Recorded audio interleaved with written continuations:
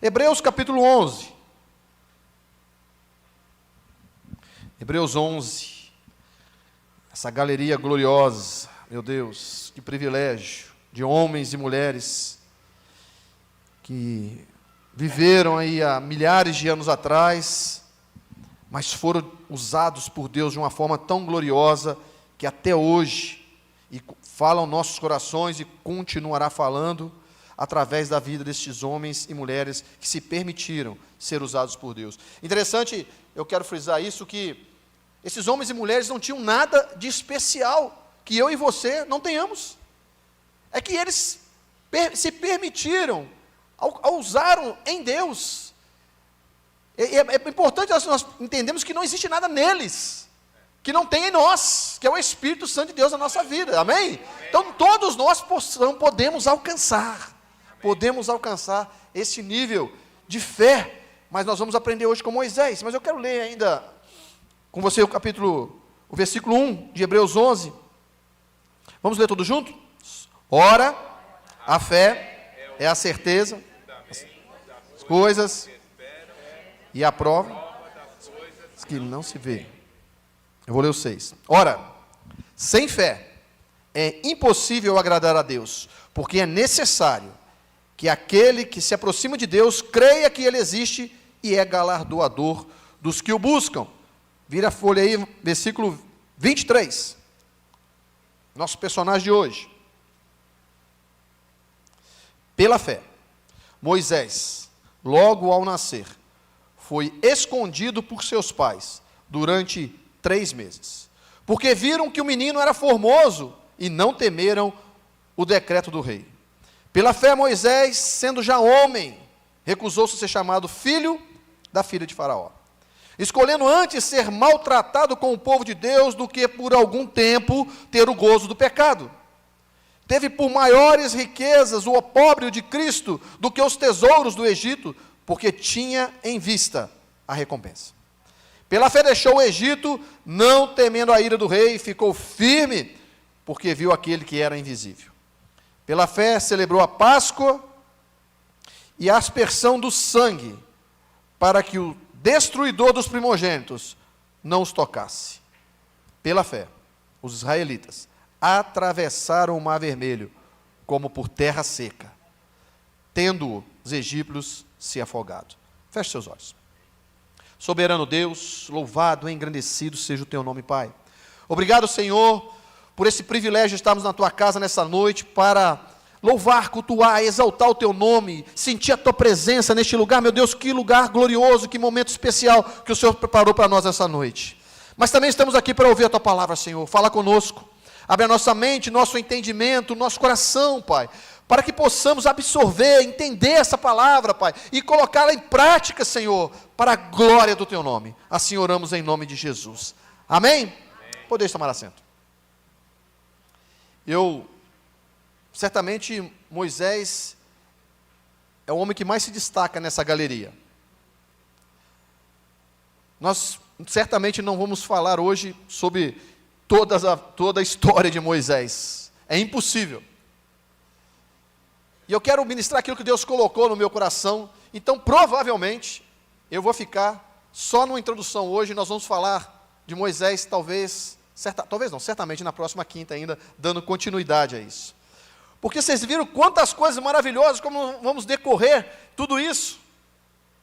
E eu quero ter aqui no versículo 23, que diz assim: pela fé Moisés, logo ao nascer, foi escondido por seus pais durante 3 meses, porque viram que o menino era formoso e não temeram o decreto do rei. Falar de Moisés, ao meu ver, tem a mesma intensidade do que falar de Abraão. Abraão é o pai da fé e Moisés é o homem da fé. Toda religião que você conhecer aí, que adore um único Deus, ou seja, uma religião monoteísta, o personagem Moisés vai estar sempre em destaque. Sempre em destaque. Moisés foi um homem tão importante, que a epístola de Judas, no versículo 9, Judas 9, não Judas Iscariote que morreu, porque o Judas Iscariote não escreveu nada, viu gente? Mas tinha um outro Judas, irmão de Tiago, que escreveu uma epístola de apenas um capítulo, está no finalzinho da Bíblia. E no versículo 9 dessa epístola, de um único capítulo, ele vai dizer que o corpo de Moisés foi disputado depois que ele morreu. Olha que ponto que chegou. E disputado não foi por qualquer personagem, foi disputado pelo próprio diabo. O diabo queria o corpo de Moisés. E a Bíblia diz que houve uma guerra, uma contenda, uma luta, uma briga entre o arcanjo Miguel e o próprio diabo, pelo corpo de Moisés. Mas a Bíblia diz que Deus o preservou e o Deus o escondeu. Diga, preservou e escondeu. Por que Deus o escondeu? Porque certamente, irmão, se Deus não tivesse escondido, teríamos hoje caravanas e caravanas para visitar o túmulo de Moisés, adoração, idolatria. E isso nunca foi propósito de Deus, porque a glória é dele. Tudo que Moisés fez não foi por força própria, como eu acabei de dizer. Tudo que Moisés fez foi pelo poder de Deus sobre a vida dele. E a Bíblia diz que ele não dá a glória dele a outro. Então Deus escondeu Moisés para que o povo não idolatrasse, porque Moisés foi um homem que viu Deus face a face. Olha que isso. A Bíblia diz em Êxodo 33, 11, que Deus falava com Moisés como fala com um amigo. Meu Deus, que coisa gloriosa isso. Já parou para pensar, meu irmão? Através dele, Deus tirou o povo da escravidão. Através dele, esse povo caminhou pelo deserto. Através da vida de Moisés, o mar vermelho se abriu. 10 pragas vieram sobre o Egito. Através da vida dele, no meio do deserto, a água, ele toca na rocha e flui um rio de água para saciar a sede daquele povo. Moisés foi um homem incrível. Interessante que Moisés foi escondido quando nasceu, como nós acabamos de ler, que os pais dele o esconderam por 3 meses. E Moisés também foi escondido quando morreu, porque Deus o escondeu. Interessante isso. Moisés é um homem que decidiu seguir a Deus, seguir o caminho de Deus, a vontade de Deus e o propósito de Deus, porque quem anda em fé, anda debaixo do que Deus tem para ele. Pode dizer um amém por isso? E eu quero que você abra a sua Bíblia em Êxodo, no capítulo 1. Nós vamos falar um pouco da vida deste homem. Moisés escreveu os 5 primeiros livros da Bíblia. O livro de Êxodo é como uma biografia, nos primeiros capítulos do próprio Moisés. Diferentemente de uma biografia humana, uma biografia da qual se exalta o eu, Moisés vai dizer aqui sobre ele sempre na terceira pessoa. Porque Moisés estava sendo nada mais, nada menos que inspirado pelo Espírito Santo de Deus, que é o verdadeiro autor de toda a Bíblia. Então tudo que Moisés relata falando dele, não é para a glória dele, sempre ele vai direcionar a Deus, a glória, tudo. O que aconteceu é direcionado àquele que tudo pode, àquele que tudo faz. Moisés não traz para si, em momento algum, glória alguma. Mas o livro de Êxodo vai falar sobre parte da vida de Moisés. E olha só, eu quero ler a partir do versículo 8. Êxodo 1, 8. Diz assim: E levantou-se um novo rei sobre o Egito, ou seja, um novo faraó, que não conhecera José. Interessante isso. Vou repetir. Levantou-se um novo rei sobre o Egito, que não conhecera José. O faraó que sentou-se no trono, na verdade ele não fez questão da história de José, porque não é que ele não conhecia José, porque não tem como. Não existe como você sentar-se num trono e não saber que você só chegou até ali porque alguém na história administrou um tempo de crise, um tempo que é a maior fome que já existiu na terra, e este alguém não foi um faraó, foi José. A gente precisa entender isso. Quando a Bíblia fala que esse faraó não conheceu José, na verdade, não é que ele não sabia do que José tinha feito. O que acontecia é que ele não estava dando importância para aquilo que José fez.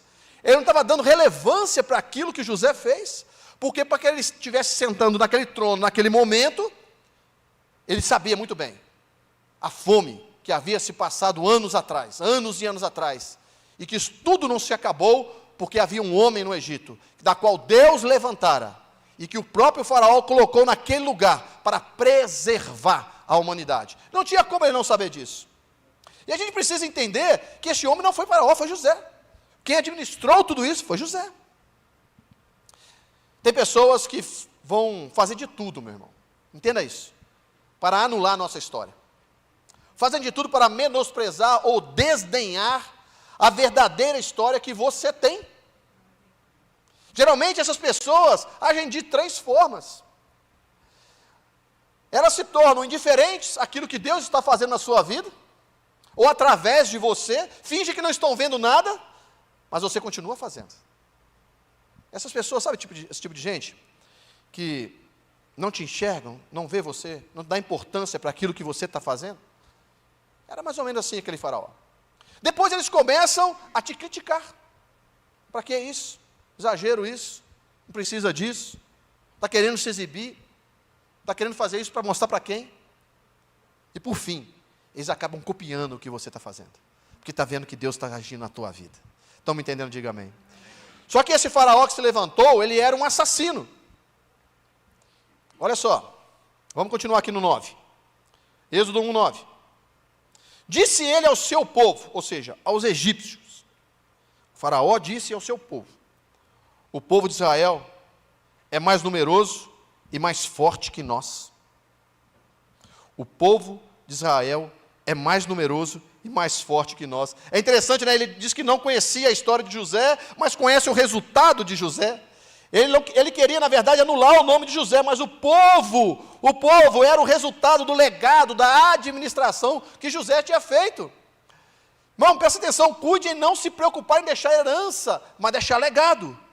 Porque herança você deixa para alguém, o legado você deixa em alguém. Não se preocupe em deixar uma casa, em deixar um carro para o seu filho, não se preocupe com isso. Ao invés disso, deixe um caráter, deixe um caminho de dignidade para que ele possa conquistar. Deixe um legado. E o que aquele faraó que dizia não conhecer a história de Moisés, de José, que estava querendo anular a história de José, na verdade ele estava vendo o resultado da história de José, que era aquele povo que estava ali no Egito. Versículo 10, vamos continuar aqui. Estão comigo? Diga amém, gente. Amém. Vamos lá. E ele continua dizendo assim: usemos de astúcia para com eles, para que não se multipliquem. E vindo guerra, eles se ajuntem com os nossos inimigos e pelejem contra nós e saia da terra. Não podemos deixar que ele se multiplique. O problema desse faraó é que ele não sabia que ele jamais poderia parar este crescimento. Ele não conhecia quem é aquele povo que ali estava. Ele não entendia que ele não era possível que ele parasse, que ele obstruísse o propósito de Deus para aquele povo, porque aquele povo tinha promessa de Deus. Diga, promessa de Deus. É por isso, mas ele tenta. Olha só, em Gênesis 12, Deus fala para Abraão: olha, Abraão, eu vou fazer a tua descendência se multiplicar. Entenda que nós acabamos de ler que a preocupação de Faraó é que aquele povo estava se multiplicando muito. Mas Deus tinha feito uma promessa a Abraão, lá em Gênesis capítulo 12. E esse povo aqui é descendência de Abraão, é descendência de Isaac, é descendência de Jacó. Eram os 12 filhos de Jacó que foram para o Egito. E lá atrás, em Gênesis 12, Deus faz a promessa a Abraão. E fala com ele: eu vou multiplicar a tua descendência. Abraão ainda era não tinha filhos ainda. Sara era estéril, mas Deus fez uma promessa.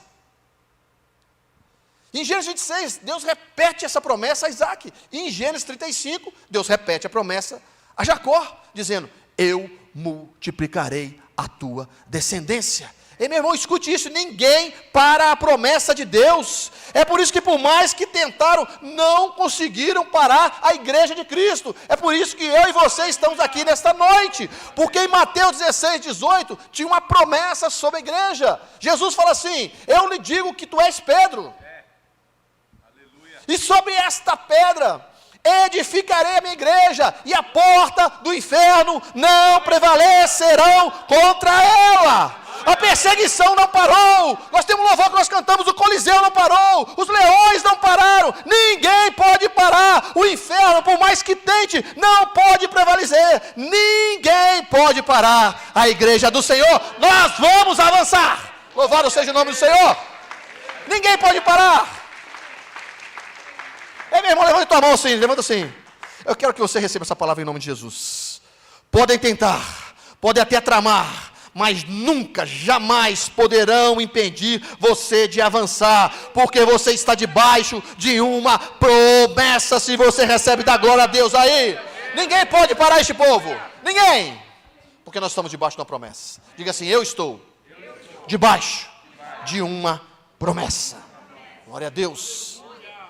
Deus, quando multiplica, meu irmão, ninguém explica. Deus, quando multiplica, ninguém explica. Entenda isso. Eles não estão na terra deles. Eles não estão na cultura deles.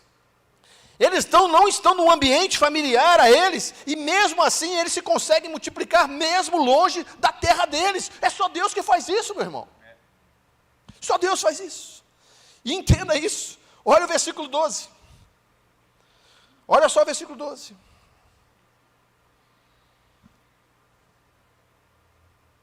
Eu vou ler o 11 também.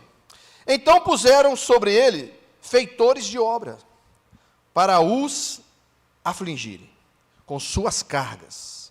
Assim, os israelitas edificaram para Faraó cidades, celeiros, Pitom e Ramessés.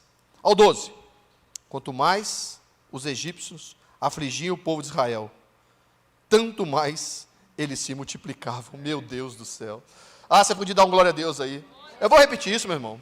Quanto mais os egípcios afligiam o povo de Israel, tanto mais eles se multiplicavam. E espalhavam-se de maneira que os egípcios os inquietavam por causa dos filhos de Israel. Se aquietavam. É interessante isso. Eu quero fazer uma analogia aqui com a massa de pão. Quem já fez pão aí, já sabe fazer pão aí? Então você vai entender muito bem. Uma fase da nossa vida aí, eu fui sócio com meu tio de uma padaria. Acho que o Jorge não está aqui hoje, né? Ele vem sempre também. E é interessante nós entendemos isso, eu quero fazer uma analogia aqui. Nós dizemos que quanto mais o povo sofria, quanto mais o povo era oprimido, mais o povo se multiplicava. Vocês leram isso de amém? Certos? Então vamos entender isso. A massa do pão, para você fazer ela, você faz uma mistura, e você começa a bater a massa, depois que a mistura está pronta. E você bate a massa, e você espreme a massa, e você aperta a massa, e você espreme, e vai apertando, e vai batendo, é assim ou não é? Sim ou não?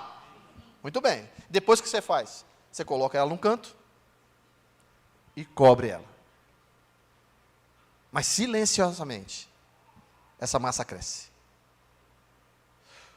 Quando você vai verificar depois de um tempo, ela cresceu.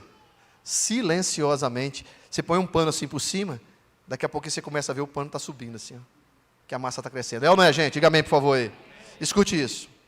Você tem algo espiritual para a sua vida nisso. Não se preocupe com barulho.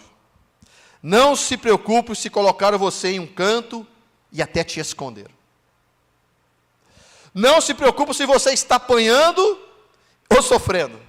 Você está apanhando, mesmo que você esteja sofrendo, vai acontecer com você o mesmo que aconteceu com aquele povo do Egito. Quanto mais batiam neles, mais eles cresciam. Quanto mais amassavam eles, mais eles cresciam. Quanto mais apertavam ele, mais eles cresciam. E se você está num contexto como esse, meu irmão, seja no trabalho, seja em qualquer área da sua vida, colocaram você de canto, parece que não estão lembrando de você, estão te sufocando, estão te oprimindo, estão te apertando, eu quero dizer para você, você vai crescer, porque o povo de Deus é um povo que cresce, e cresce por causa da graça e da promessa de Deus na sua vida.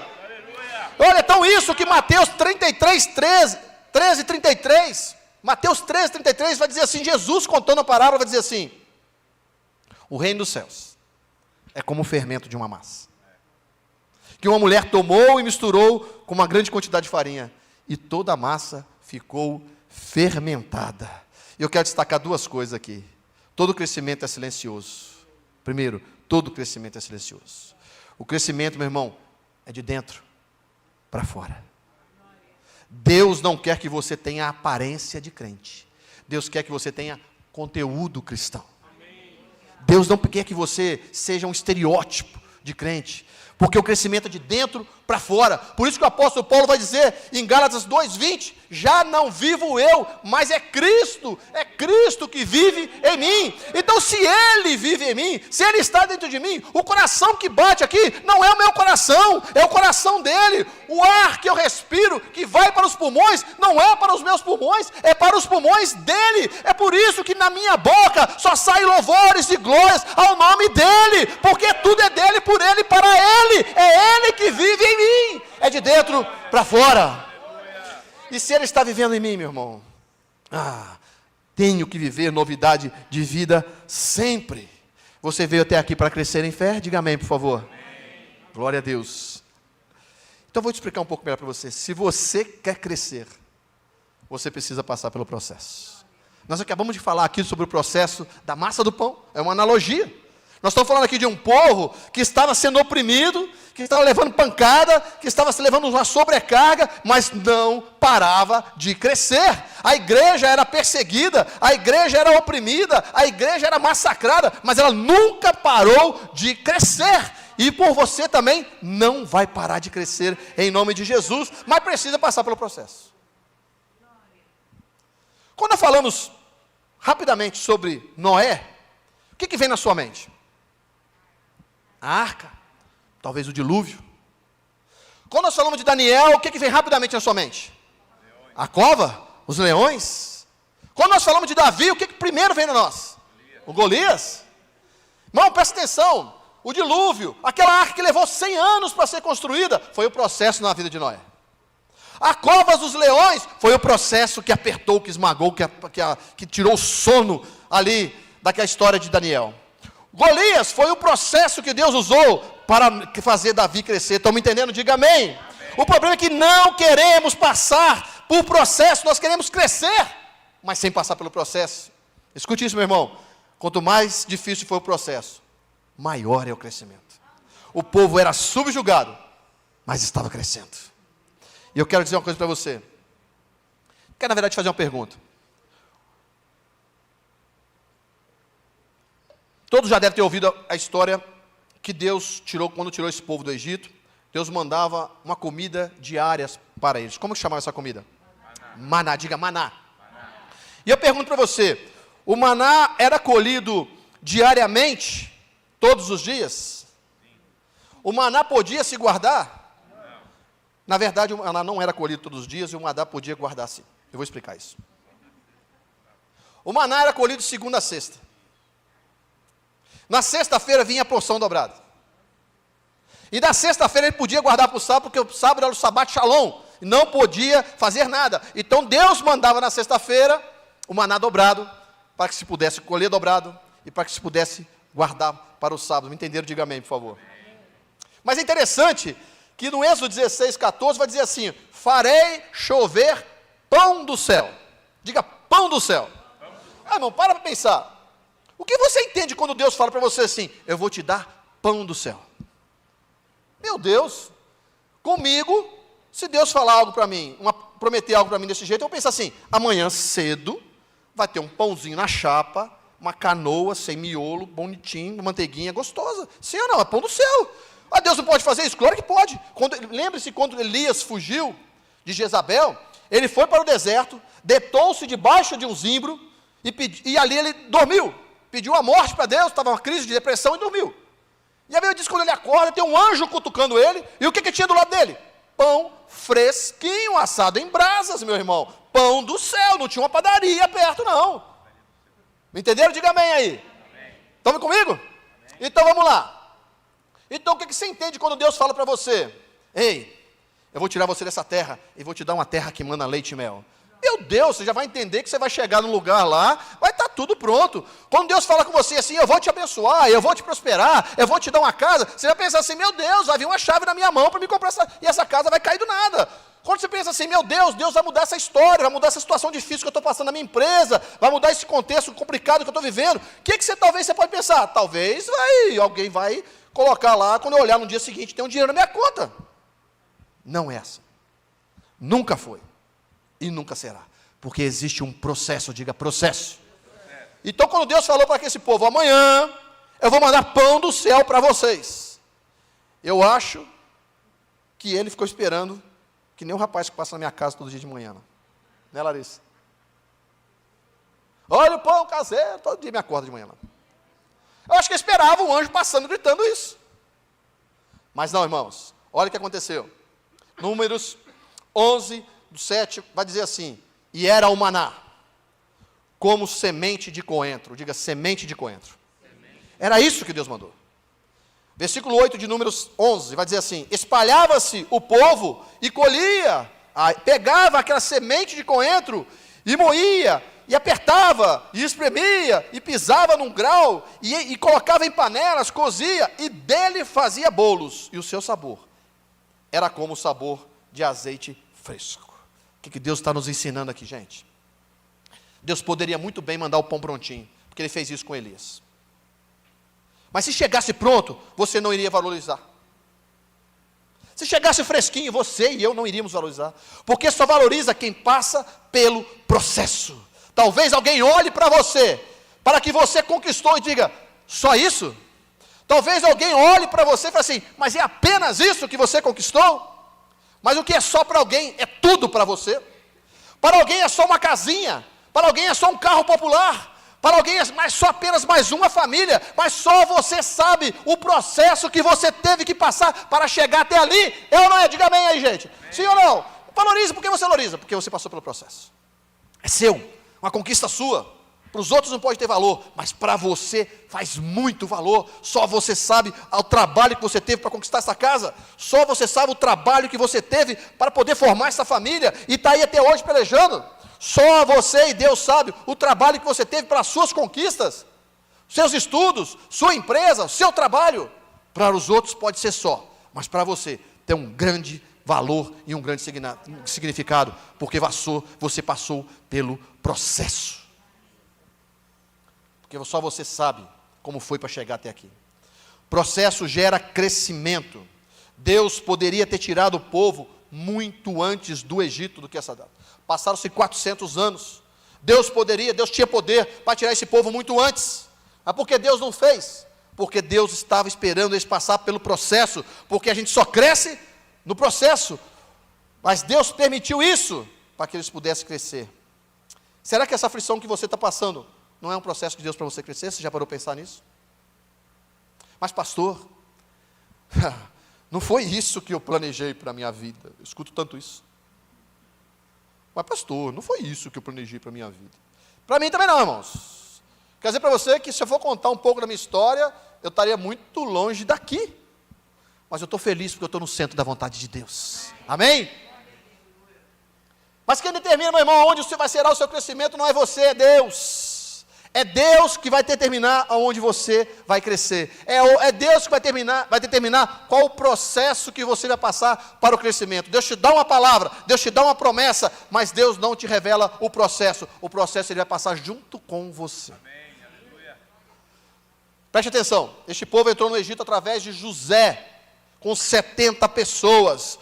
Hoje, nesse momento que nós estamos lendo aqui, eles já eram quase 3 milhões. O faraó que veio depois fez questão de esquecer a história de José e subjugou o povo, que agora era uma quantidade grande, era muita gente. Esse povo morava numa cidade chamada Gozém. Essa cidade ficava em um dos deltas do Nilo. Deltas é um braço do rio principal. Isso é um delta. E faraó pensou assim, se matarmos os homens, nós vamos enfraquecê-los, porque já que eu estou colocando carga sobre eles, eu estou subjugando, eu estou batendo, eu estou apertando, este povo não para de crescer, então eu tenho uma ideia, vamos matar os homens, porque entenda bem, o que fortalece um exército é a presença masculina.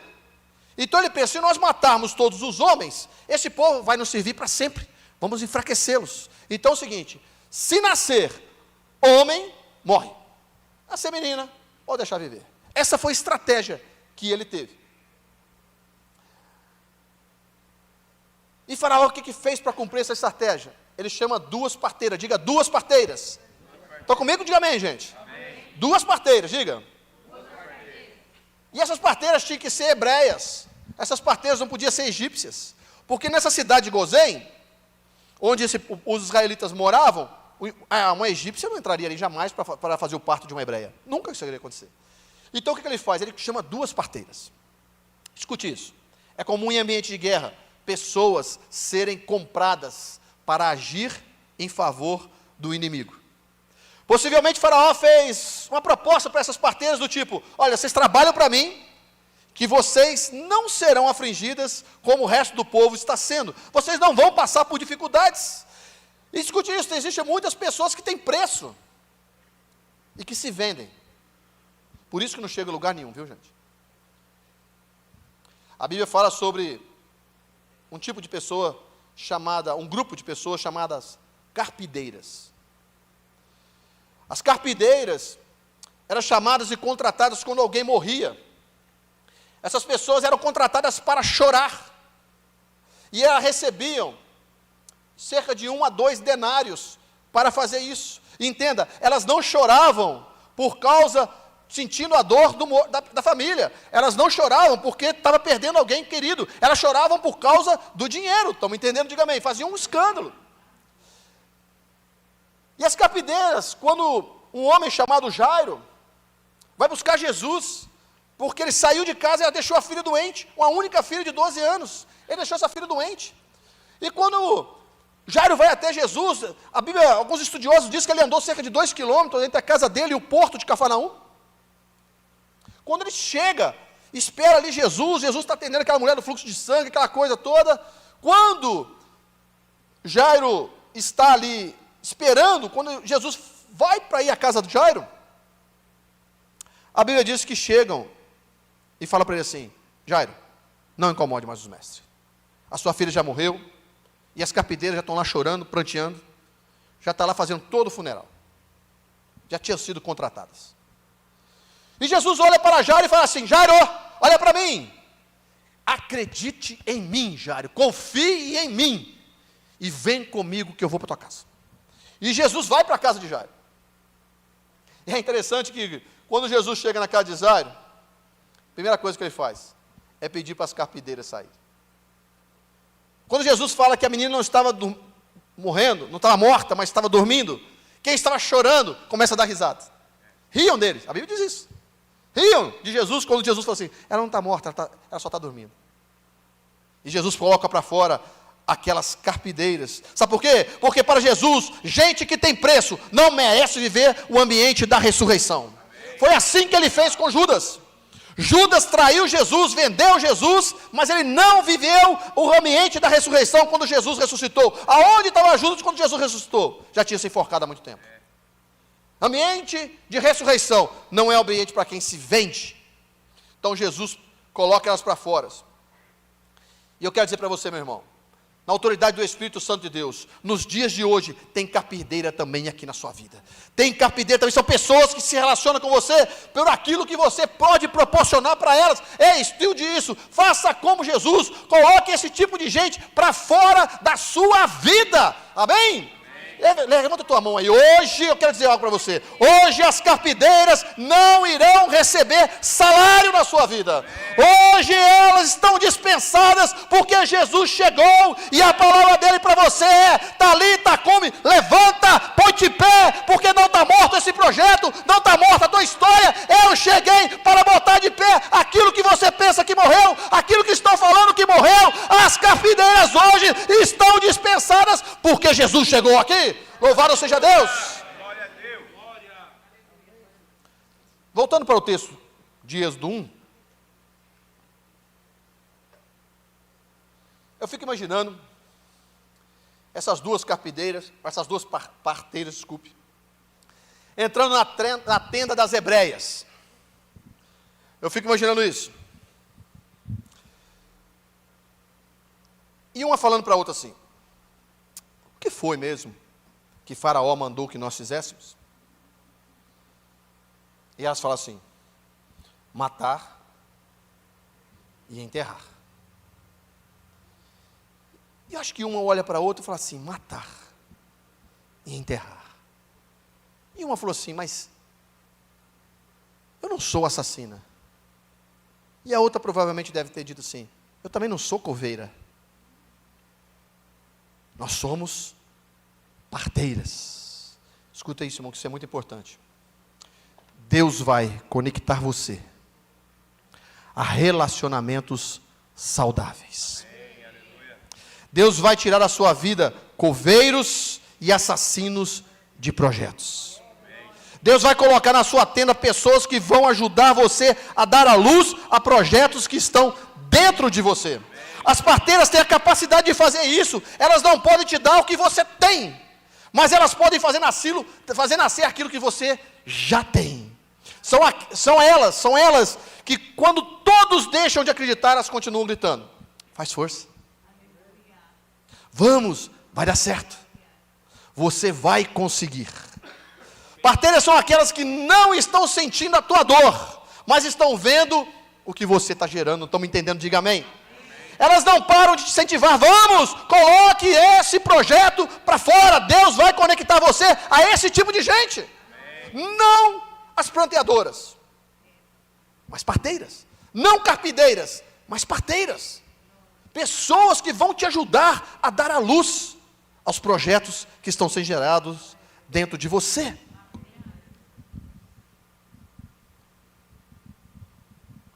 E o nome dela eram Sifrá e Puá. Tá aí, meu irmão. Minha irmã, se você está querendo botar o nome de um filho, tá aí duas opções. Sifrá significava beleza, esplendor. Puá significava clamor e brilho. Isso tem muita importância para os hebreus, o nome das pessoas. Juntas elas mostram, o nome delas juntas mostram que a obediência a Deus gera vida, beleza e esperança, mesmo em meio à ordem de morte do inimigo. Elas decidem: não vamos matar. Versículo 17.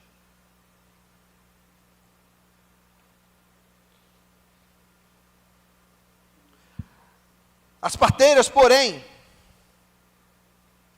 versículo 16, ele diz assim, vou ler o 16 também: quando ajudardes no parto das hebreias, isso o faraó dizendo para elas, e virdes sobre os assentos, se for filho, matai-o, mas se for menino, deixa vivo.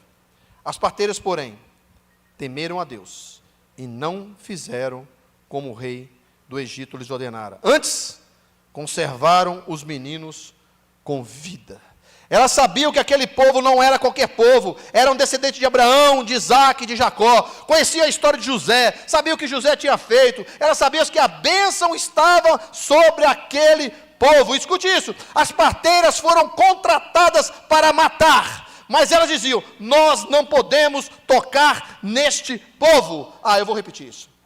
Essas mulheres foram contratadas para matar, meu irmão. Mas elas disseram assim: nós não podemos tocar neste povo, porque este povo é um povo que é abençoado por Deus, este povo é um povo que está debaixo de uma promessa de Deus, e elas temeram a Deus. Escute isso, meu irmão. Olha, eu quero liberar uma palavra sobre a sua vida. Toda ferramenta preparada contra você não vai prosperar, meu irmão. Não prosperará de jeito nenhum. Aquele que abrir a boca para te amaldiçoar será como Balaão. Deus vai mudar as palavras de maldição em palavras de bênção, porque não tem como amaldiçoar o povo de Deus.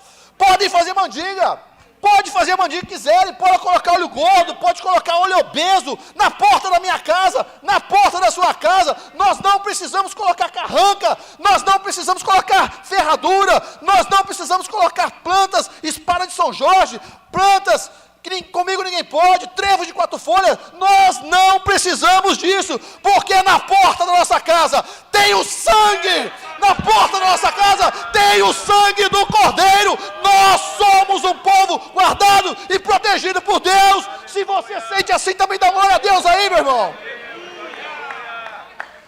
Não há magia que possa contra Jacó, nem encantamento que possa contra Israel. Agora se dirá Jacó e Israel: veja o que Deus tem feito. É isso que o inimigo, quando olhar para você, vai dizer assim: meu Deus, veja o que Deus tem feito por este. A nossa casa não precisa dessas mandingas. Você não precisa ter medo disso. Nós somos um povo escolhido por Deus. Nós somos um povo abençoado por Deus. Nós não precisamos de nenhum artifício, meu irmão. Não tenha medo de passar debaixo de escada. Não tenha medo de costurarem a sua foto, o seu nome, na boca do sapo. Não pegue encantamento e magia contra o povo de Deus. Não precisa ter medo. Tem o sangue de Jesus na sua família. Tem o sangue de Jesus na sua casa. Nós não somos atingidos por essas coisas. Minha casa tem promessa, diga isso. Mas diga com confiança, a minha casa.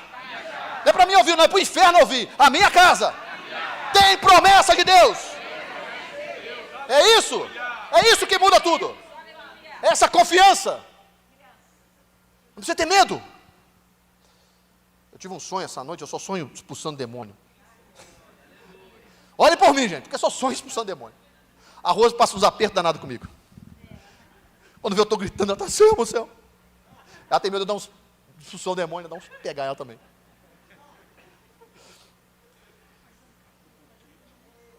Mas é engraçado. Eu tive um sonho essa semana, foi anteontem. E eu sonhei que tinha,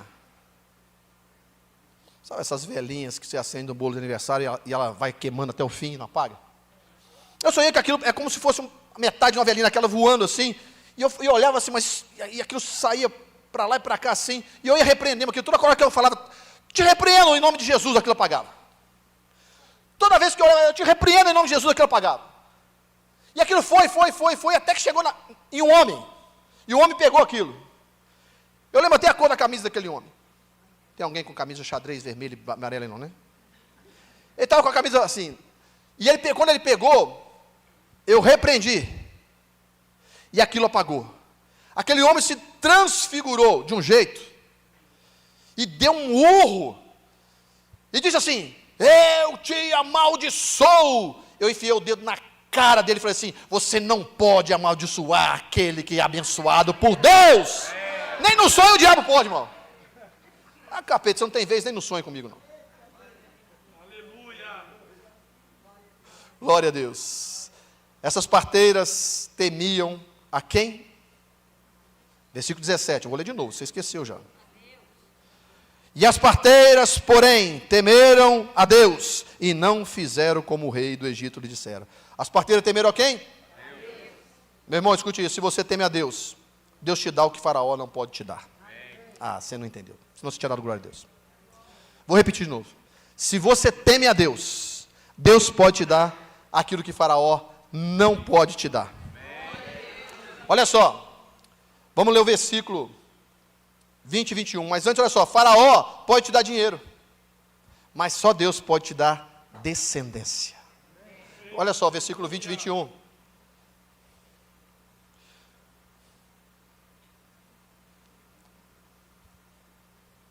Portanto, Deus fez bem às parteiras. Olha só, gente, versículo 20. Portanto, Deus fez bem às parteiras.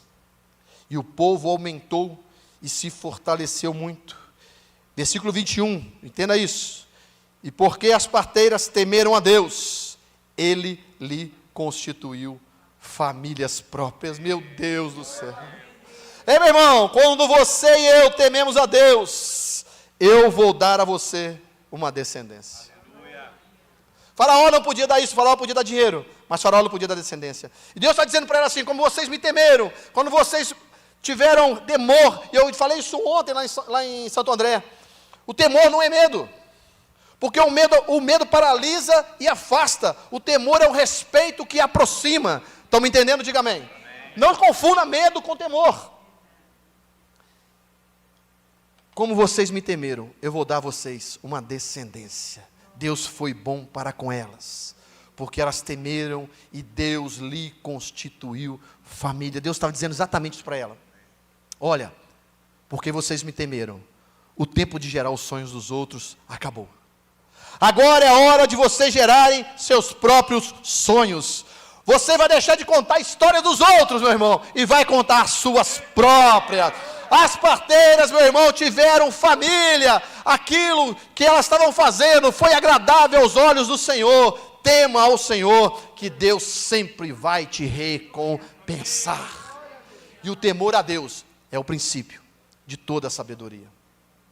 As parteras entram na casa de Arão e Joquebede. Eram os pais de Moisés. Agora eu vou chegar no Moisés. E nasce Moisés. A mãe de Moisés, Joquebede, viu que o menino era formoso. Interessante isso, né? Que relevância tem isso? Qual a mãe que não vai achar o filho bonito? O filho pode ser feio, tadinho. Mas a mãe vai achar lindo. Maravilhoso. É ou não é, gente? Sim ou não, gente? Sim. Eu não vi uma mãe dizer assim, olha que menino feinho. Não, todos acham o filho lindo. Às vezes é feinho que dói, mas a mãe acha lindo. Toda mãe é assim. Só que existe, entenda uma coisa, está escrito na Bíblia, não é simplesmente para dizer, para mostrar sobre a beleza de Moisés. O que está escrito na Bíblia é que tem algo espiritual para mostrar para nós. Quero dizer o seguinte, preste atenção nessa situação, escute isso.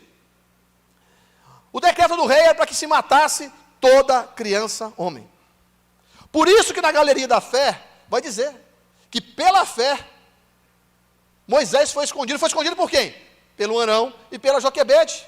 Mas antes de ele ser escondido, num ambiente de crise, ele foi gerado nesse ambiente. Sabia muito bem, ó, quem tiver filho vai morrer. Essa era a ordem. Eles não temeram. Se esconder, morre também. Aí morre todo mundo. E eles não temeram. Escuta, quem gera em um ambiente de crise na fé, Deus não dá somente um menino. Deus dá algo formoso, meu irmão. Não tem só essência, mas tem também aparência.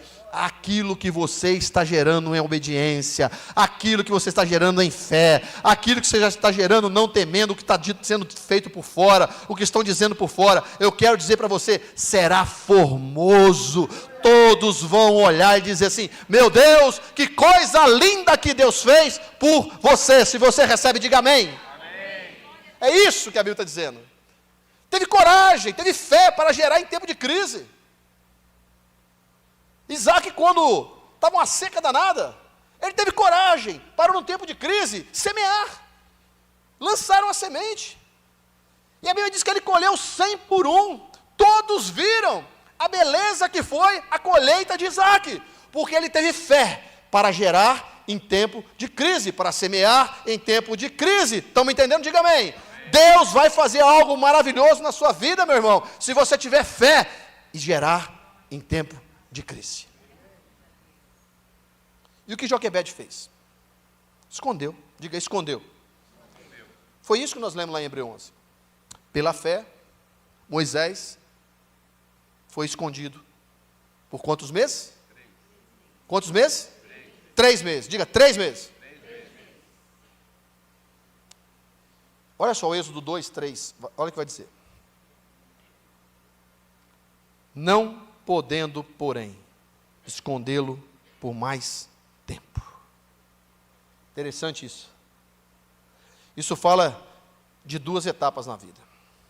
No versículo 2 do capítulo 2, vai dizer que Joquebede concedeu, deu à luz a um filho, vendo que ele era formoso, escondeu-o por 3 meses. No versículo 3 do capítulo 2 de Êxodo, vai dizer assim, não podendo, porém, escondê-lo por mais tempo. Isso me mostra 2 etapas na vida. Primeiro, Deus esconde para preservar. Primeiro, Deus esconde para preservar.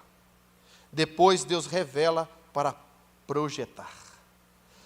Entenda bem, você está fazendo, ninguém está vendo. Você está fazendo, ninguém está reconhecendo. Você está batalhando, ninguém está vendo o que você está fazendo. Isso é para todas as áreas da sua vida, meu irmão. Porque se você se revelar antes do tempo, irão te matar. Irão te sufocar. Por isso que você está fazendo, Deus está falando com alguém aqui, gente. Por isso que você está fazendo, está trabalhando, está pelejando, está dando o máximo, e parece que ninguém está vendo. Escuta isso, é porque Deus está te preservando. Mas vai chegar a hora, meu irmão, que não tem mais como se esconder. Não podendo mais esconder o menino. Então tem uma hora que é a hora de se revelar, que é o segundo ponto. Deus te revela para te projetar. Meu irmão, quando Deus faz isso, você não precisa puxar o tapete de ninguém. Você não precisa pular sobre ninguém, passar por cima de ninguém, para chegar onde é o lugar preparado por Deus para a sua vida. Você não precisa fazer nada disso, porque quando chega o tempo de Deus, ninguém pode te esconder.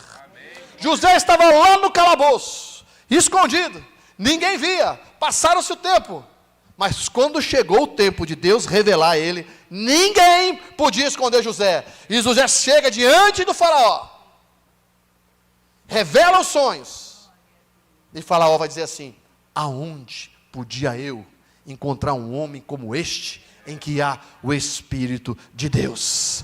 Você não precisa se preocupar, meu irmão. Você não precisa se preocupar. No tempo de Deus, você será revelado. E Deus vai colocar você aonde Deus tem projetado para você estar. Este lugar reservado para você, ninguém tira. É o Senhor que dará a você. Enquanto isso, fica quietinho. Faz aquilo que é devido. Porque na hora certa, Deus vai te exaltar. Na hora certa, Deus vai te projetar. Na hora certa, Deus vai te revelar e vai colocar você em lugar de honra para a glória dele. Se você recebe essa palavra, diga glória a Deus. Glória a Deus. Moisés é colocado em um cesto. Olha só isso. Moisés é colocado num cesto e é colocado no rio Nilo. É interessante que o rio Nilo, ele não era para os egípcios somente um rio. Ele era uma divindade. O Nilo era uma divindade. E existia até o templo para essa divindade. Então entenda porque quando o faraó manda julgar os meninos no rio Nilo, é porque era uma oferenda ao Deus do rio Nilo. Era uma oferenda aí. E é interessante que quando Deus, anos depois, levanta Moisés e coloca Moisés 80 anos depois dessa situação aqui, 80 anos depois, Deus levanta Moisés para tirar o povo do Egito. A primeira coisa que Deus das pragas foi transformar o rio Nilo em sangue, para mostrar que o Deus que estava chegando para tirar aquele povo ali era muito mais forte do que as divindades do Egito. E aí o que Joquebede faz? Ela coloca o Moisés num cesto. E coloca onde? No rio Nilo. Para mostrar para aquela divindade que aquele que tem a proteção de Deus passa por cima e não afunda, crocodilo não pega, as ondas não derrubam, ninguém pode derrubar o cestinho que você está, meu irmão, o seu barquinho, o seu cestinho, aonde Deus te colocou, pode estar passando pelo vale da sombra da morte, não precisa temer mal algum, não precisa se preocupar, porque você está protegido, pode passar por onde passar, Deus está contigo te guardando, porque você está sendo revelado por Deus, ninguém te derruba, ninguém te sucumbe, ninguém te afunda, ninguém te traga. Aqueles crocodilos só ficavam olhando. Existia, Ezequiel vai falar 29, vai falar os crocodilos que existiam no Nilo. Era algo aterrorizante. Tem algumas traduções que diz que era algo aterrorizante. E Deus muda a rotina daquele palácio para cumprir o seu propósito.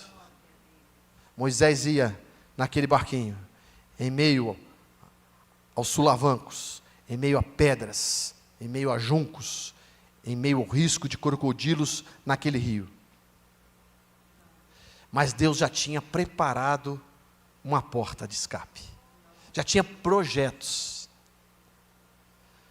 O faraó, o palácio, se você estudar um pouco, você vai perceber que tinha as suas piscinas particulares. E eu estou terminando. As suas piscinas particulares, privativas, da qual ele se banhava. A filha de Faraó, com certeza tinha, várias. Tem alguns historiadores que diziam que tinham em torno de 3. Mas aquele dia, ela falou assim: eu vou tomar banho no rio. Eu fico imaginando a sua serva, falou assim: Princesa, já está tudo pronto o seu banho. Ela falou assim, hoje eu decidi tomar banho no rio. E ela foi. Deus mudou a rotina daquele palácio. Escuta isso. Quando ela chega, quem estava passando? O Moisés. Dentro daquele cesto. Olha que coisa gloriosa, irmãos. Olha como que Deus tem projetos, ninguém muda. Fique de preocupado não, meu irmão. Você entrou aqui essa noite preocupado com algo. Descansa no Senhor. E quando ela vê, pede para pegar o cestinho, pegam um cestinho e entregam para ela. Miriam, irmã de Moisés, ia seguindo ele. A mãe não teve nem coragem de ver. Ia seguindo ele. E quando ele viu que a princesa o pegou, ela correu na princesa e disse assim: você quer que eu arrume uma hebreia para cuidar dele? E a princesa falou assim: olha, está aí uma boa ideia, faça isso. E tem mais. Chamou Joquebede, falou Joquebede assim: você cuida dessa criança e eu vou te pagar um salário por isso. Ei, meu irmão, a própria mãe cuidou do filho, ganhando um salário para isso. Você pode dar uma glória a Deus do que Deus faz? Dá para entender o que Deus faz? Entendeu o que Deus quer trazer na sua fé essa noite? Você entendeu o que Deus nos trouxe aqui hoje? É para que você entenda, meu irmão, que Deus faz muito além daquilo que você está pensando, ou aquilo que você está pedindo. Deus tem plano, Deus tem projetos. Cadê o pessoal do louvor? Pode subir. Deus tem planos, Deus tem os projetos, e as promessas que Deus tem para você, elas não vão afundar. Ninguém vai tragar. Pelo contrário, você vai se surpreender com aquilo que Deus vai te fazer na sua vida. Joquebede jamais podia imaginar que ela receberia um salário para cuidar do próprio filho. Só Deus faz isso. Diga, só Deus. Só Deus faz isso. E você vai ver o que Deus vai fazer na sua vida. E lá na frente você vai dizer assim: só Deus poderia fazer isso. Permaneça escondido o tempo que for necessário.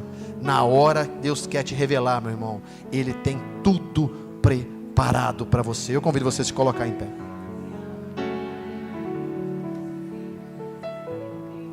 Tenha fé. Fé. Nós estamos falando dessa quinta de fé. Fé para permanecer escondido. Mas no tempo certo Deus vai te revelar. Fé para crer que o mal não pode te tocar. Fé para confiar no Senhor, aquilo que é mais importante para você. Colocar um filho, meu irmão, num rio cheio de crocodilo. É fé. É por isso que está aqui, para que nós falemos até hoje sobre esses atos de fé contidos em Hebreus 11, que tantos nos motivam, que tanto nos impactam. Eu quero crer que essa situação que você está vivendo é algo temporário. Você pode ter certeza disso. Não é algo definitivo. 3 meses se passaram e Moisés foi revelado. Eu não sei quanto tempo está passando na sua vida, mas eles agiram com fé. Eles agiram com fé. Eu quero rapidamente orar por você nessa noite. Se você precisa de algum desses pontos que Deus falou e ministrou ao seu coração, talvez você não está vendo os seus sonhos ser gerados. Talvez você está cercado de pessoas que estão usando você de alguma forma. Talvez você está esperando Deus preparar para você uma parteira, para poder falar para você assim: eu vou te ajudar nesse sonho. Ou talvez você tenha sido parteira e parteiros para muita gente, mas hoje chegou o seu dia que Deus está dizendo para você: olha, hoje é o dia que eu vou recompensar. Hoje é dia de você gerar os seus próprios sonhos. Hoje é dia de você ter hoje um novo tempo, um novo projeto seja gerado em você. Você já ajudou tanta gente, mas hoje é o seu dia chegou. Eu não sei qual é o contexto que você está aqui. Talvez você está com medo. Tem águas turvas, cercadas de inimigo. Está com medo do seu barco afundar. Talvez é um diagnóstico médico. Talvez é uma doença que está preocupando você. E você está achando que vai ser tragado por ela. Talvez você está preocupado com alguém que tem falado mal de você e está tentando te derrubar. Você precisa sair daqui fortalecido em fé, para que você possa enfrentar o que está te esperando lá fora. E eu quero orar por você, para que você saia daqui de posse de toda a palavra liberada essa noite para a sua vida. Essa palavra não pode ficar aqui dentro. Essa palavra tem que caminhar com você, sair com você, para que você chegue lá fora amanhã e enfrente tudo isso que está tentando contra você. Talvez você já enterrou os sonhos, mas hoje Deus está me usando para dizer para você assim: faz força que vai conseguir, faz força que você vai gerar. Eu já estou vendo que está chegando. Não desista. Talvez todo mundo já disse para você assim: não tem mais jeito, aborte esse projeto. Oh meu Deus, Deus está falando com alguém aqui. Eu sinto Deus falar aos corações aqui. Talvez disseram para você: aborte esse projeto. Esse projeto não é para nascer, mas Deus me trouxe aqui para falar para você: olha, faz força, esforça-te, vai sair, vai nascer, é hoje, vai nascer. Não aborte, não aborte. Deus tem planos para a sua vida. Nós vamos louvar o Senhor com o hino. Eu quero orar por você, para que você saia daqui com fé, que vai dar certo em nome de Jesus. Pode sair do seu lugar.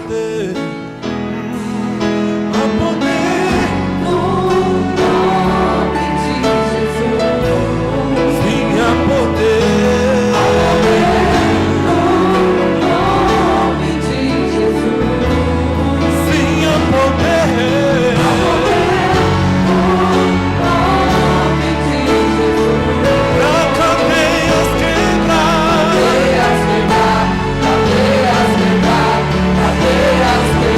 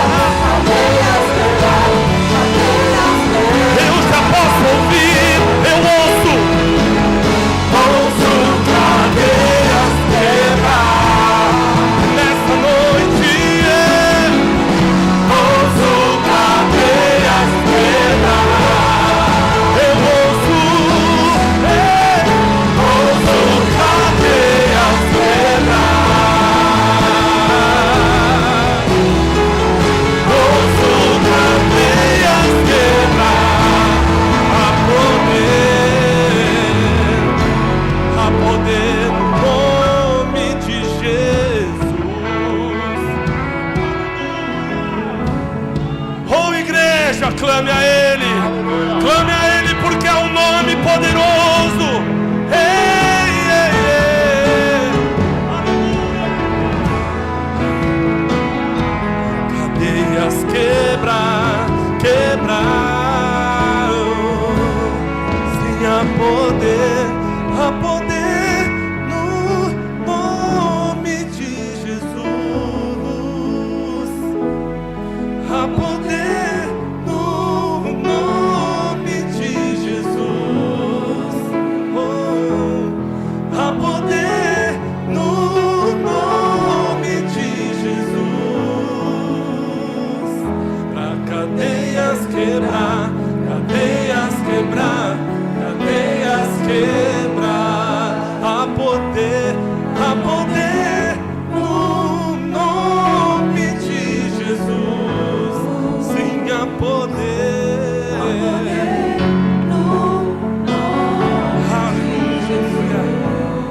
Sim, há poder. Aleluia. E nessa noite vão quebrar. Pra cadeias quebrar.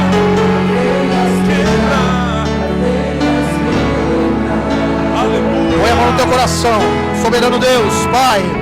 Louvado seja o teu nome, meu Deus, por tudo que o Senhor falou no nosso coração nessa noite, Senhor. Tenho certeza, Pai, que nós estamos saindo daqui, Senhor Deus, na certeza de um cuidado muito especial para o Senhor, na certeza que nós somos guardados, protegidos, na certeza que, Senhor, que nenhum mal chega à nossa tenda, mesmo que tentem nos amaldiçoar, Senhor, não pode, porque nós somos um povo que tem promessa do Senhor. Deus, fortaleça-nos em fé, Pai, que saiamos daqui na certeza e na convicção, Pai, que nós não estamos sozinhos, mesmo que o processo esteja dolorido, mesmo que o processo esteja difícil, mesmo que esteja doendo, Senhor, oh Deus, o Senhor tem planos para esse projeto, o Senhor tem caminho no meio da tormenta, Pai, e em nome de Jesus, Senhor, eu peço a tua bênção para este povo, amém. Você pode dar uma salva de palmas no Senhor? Você quer diga amém bem alto aí? Amém, glória a Deus. Podeis tomar o seu lugar.